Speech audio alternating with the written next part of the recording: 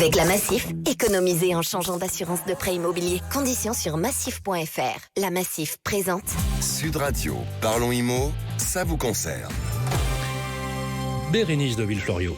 Et oui, alors je rappelle que vous pouvez nous écrire, envoyez-nous toutes vos questions si ça concerne votre logement, vos voisins, vous avez des questions, c'est au 7 20 18 que vous l'envoyez. Et juste avant votre question, au 7 20 18, vous mettez IMO. I2MO, comme ça on sait que c'est pour nous. Alors là on a une question d'un auditeur qui n'a pas donné son prénom, c'est dommage, mais la question est très intéressante. En copropriété, je souhaite changer 2 portes-fenêtres à vantaux par 2 coulissantes.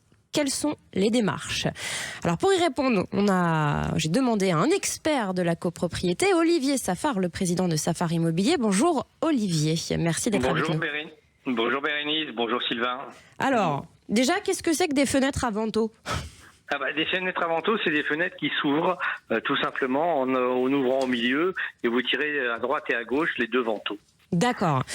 Voilà. Et ce qu'il veut faire, c'est au lieu d'avoir une fenêtre qui s'ouvre par le milieu, c'est de mettre des fenêtres coulissantes, c'est-à-dire qui se rabattent les unes sur les autres. Et est-ce qu'on a le droit en copropriété? Alors, est-ce qu'on a le droit en copropriété sans demander l'autorisation de l'Assemblée? Non. Est-ce qu'on peut le faire? Bien évidemment. Si c'était les mêmes fenêtres que vous changez parce que vos fenêtres étaient en mauvais état et que vous remettez les mêmes et que vous les changez tout simplement, vous n'aviez pas besoin de demander l'autorisation. En revanche, si vous voulez modifier le style de fenêtre, il faut interroger d'abord le syndic pour savoir, 1, si c'est possible dans le règlement de copropriété, et 2, si c'est le cas, de présenter le projet à l'Assemblée Générale pour qu'il soit validé par l'Assemblée Générale pour changer le modèle de fenêtre. N'oubliez pas une chose, l'esthétique est très importante dans ces points-là. Pourquoi? Parce que vous voulez changer une fenêtre qui a un montant d'épaisseur qui fait 3 ou 4 cm par un épaisseur qui va faire 8 ou 10 cm, vous n'allez plus avoir la même esthétique sur la façade et ça c'est un problème la plupart du temps dans les immeubles. Oui, on est d'accord, c'est en fait le règlement de copropriété, il impose une harmonie en fait de façade, c'est de matériaux, de coloris, voire un type de menuiserie, j'imagine.